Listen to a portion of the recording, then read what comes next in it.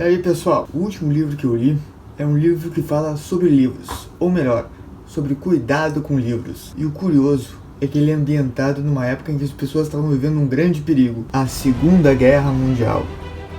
Acho que como vocês perceberam, eu tô com um visual um pouco diferente, tô com um anel na mão esquerda, então sem enrolar muito, vamos lá.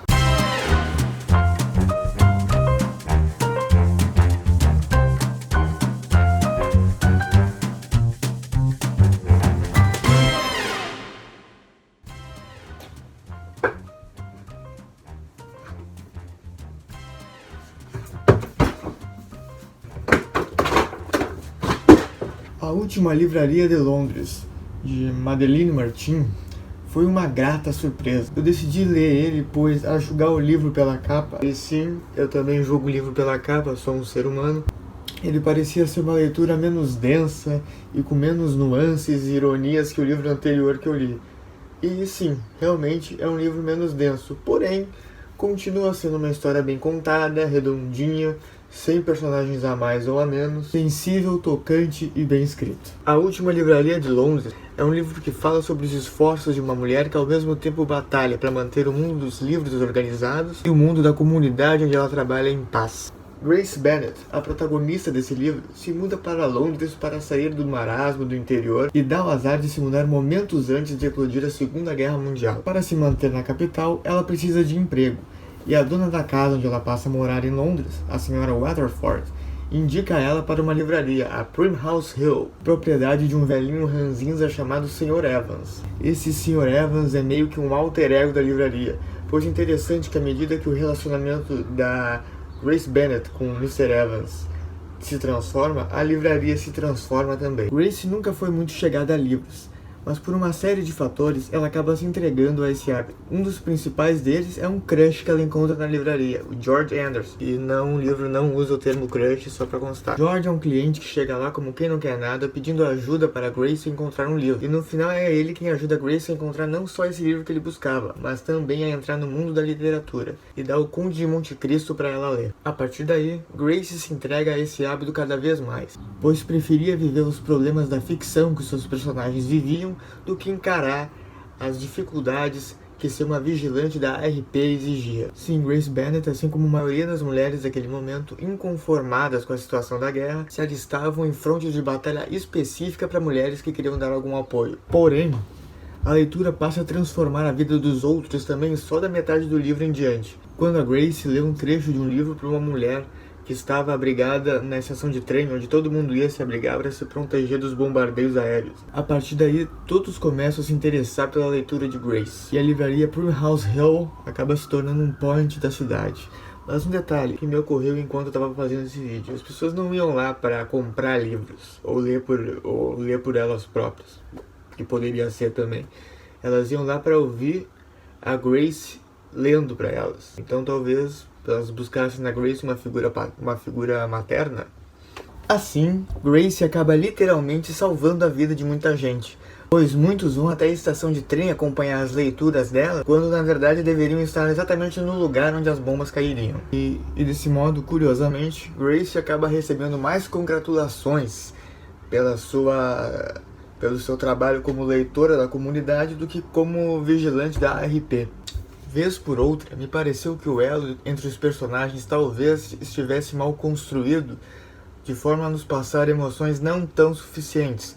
Mas logo em seguida eu pensei, tá, mas se precisa de mais emoção, talvez é porque já tem alguma emoção. Talvez seja essa a proposta da autora com essa história. Emocionar sem ser pomposo, pretensioso, chocante. E não que eu veja isso como um problema, desde que tenha um contexto que justifique tudo isso. Uma coisa eu achei curiosa enquanto lia, mas não sabia exatamente o que, mas depois eu me dei conta. A livraria dessa história, ela funciona como um personagem. Isso pra mim é bastante claro. Porém, um personagem real. E geralmente histórias onde lugares são personagens são histórias fantasiosas. Uma casa mal assombrada, uma loja onde brinquedos ganham vida. Eu não me lembro de muitas histórias onde lugares sejam personagens e a história seja real, né, ancorada na realidade, não tenha fantasias. A história está contextualizada na Segunda Guerra Mundial, porém o foco da narrativa está dos personagens que não vão para a guerra. A princípio eu imaginei, puxa, que chato, se o personagem não vai pra guerra, então qual é a graça?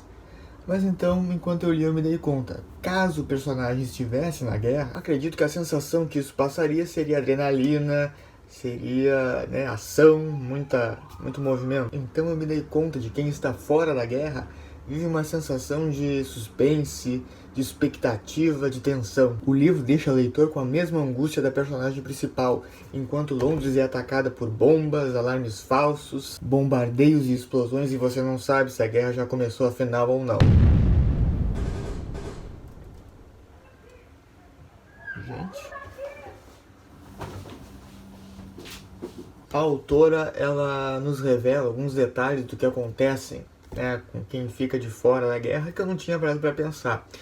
Um deles, que favorece inclusive o mote do livro, é o fato de que com a cidade numa guerra é necessário fazer um blackout, deixar tudo no escuro para que os aviões e as tropas aéreas não consigam localizar ninguém muito bem vivendo ali na cidade. Então, o que acontece? Cinemas, teatros e qualquer lugar que brilhe muito no escuro acaba ficando no breu e as pessoas não vão mais para esses lugares.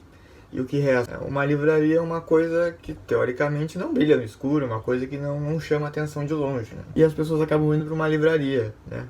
Para, enfim, ter esse momento de distanciamento com a realidade, que é o que um livro faz. Outro detalhe é o racionamento de comida e papel, que eu a princípio não imaginei que acontecesse numa guerra. Achei que só no caso de uma pandemia que acontecesse isso, como a gente viu no caso do coronavírus, né? E aí outro detalhe curioso, porque no começo desse livro encontrei muitas relações entre o começo de uma guerra e o começo de uma pandemia. E casualmente esse livro foi lançado em 2021, durante a pandemia do coronavírus. Então, será que é de propósito? Será que é uma coincidência? Não sei, só sei que gostei. Em outras palavras, a Última Livraria de Londres é uma grande homenagem a livros e a essa transformação que eles causam, que chega a ser uma coisa até meio paradoxal. Ao mesmo tempo que nos aliena da realidade, por outro, nos faz enxergá-la melhor quando a gente fecha um livro e devolve ele para a estante. Ler é ir a algum lugar sem precisar pegar um trem ou um navio, desvendar mundos novos e incríveis. É viver uma vida que você não nasceu para viver e uma chance de ver algo colorido pela perspectiva de outra pessoa. É aprender sem ter que enfrentar as consequências ou fracassos. É aprender como ter sucesso da melhor maneira.